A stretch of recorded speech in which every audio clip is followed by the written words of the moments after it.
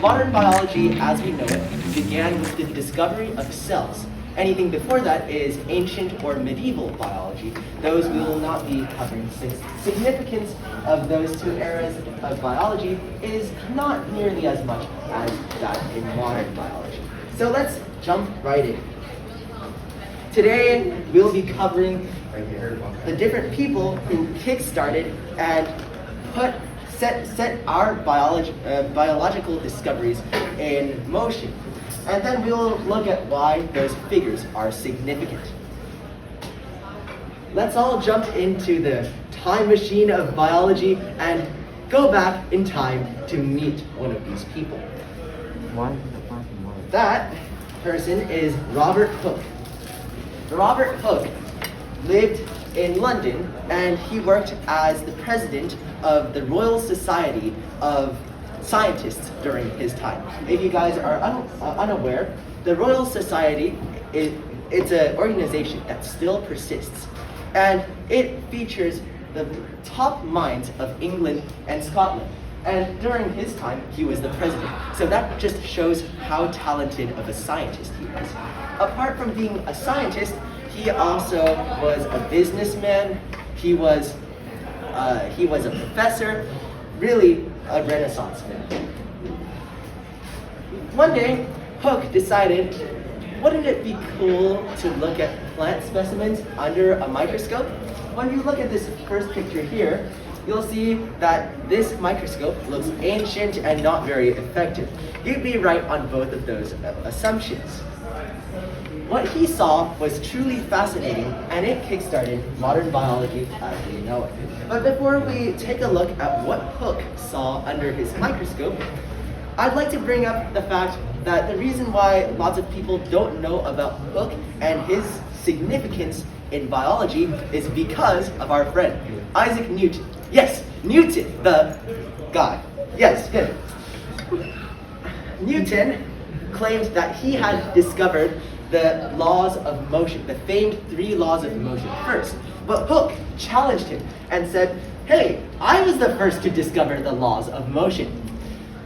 Later on, when Hooke died, well, Newton, being unhappy with Hooke's interference, destroyed all traces of Hooke's legacy, including his portrait. So this right here, although lots of people may think that this is Robert Hooke, is not actually Robert Hooke. These portraits, none of them are accurate. And in one of my biology classes for elementary schoolers, a student of mine told me and her peers, after being asked the question, what does Robert Hooke look like? She merely said, he wears a wig! And you'd be completely right on that as well, but we do not know what Robert Hooke looks like. This is what Robert Hooke saw under his microscope. These specimens of cork, which are dead plant materials, show that he saw these little compartments. And he drew a connection between these compartments and monastery cells. So monastery cells were the rooms in which monks lived in during his day. Because he drew this connection, he named what he saw cells, and that's where we get our name for the basic biological unit nowadays. Let's meet another one of our friends, Anton von Leeuwenhoek. Leeuwenhoek lived during Hooke's time in the golden age of the Netherlands, so he's Dutch. He decided to take things up a notch. So instead of being look at boring plant specimens, why not look at pond water? What he saw was something that man had never seen before. He saw thousands of tiny little creatures swimming around.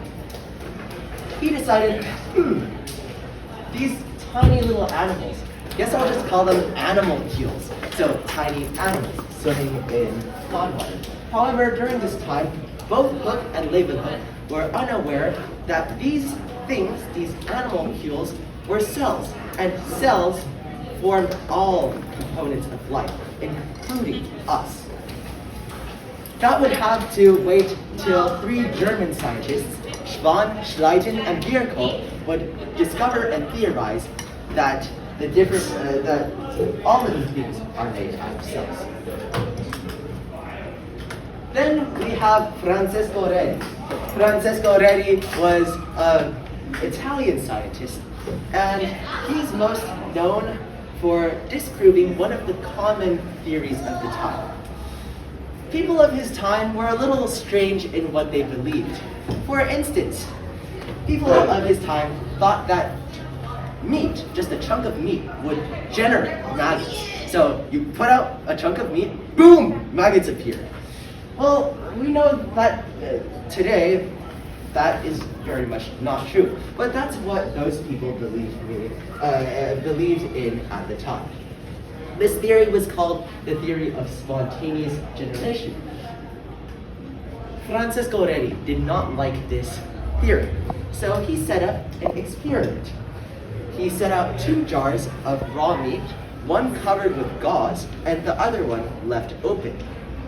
After a few days of waiting, flies and maggots had gathered in the open jar, but in the closed jar with gauze, there were no flies nor maggots to be seen. The results of his experiment proved that living things must arise from other living things. You can't just have a non-living thing and not generate a new living thing. The same theory goes for cells. All cells arise from other cells. So that theory that he disproved was extremely significant to our understanding of modern biology. And last but definitely not least, we have Gregor Mendel. Gregor Mendel was also a very interesting scientist. Actually, we shouldn't call him a scientist. He was a monk. You might be asking, well, how does a monk be a scientist at the same time? Back in the day, monasteries were not only places of worship, but they were also institutions. And these monks had to run their own monastery. So there's a certain amount of science that can be related to running a monastery. Gregor Mendel studied peas. Yes, pea plants.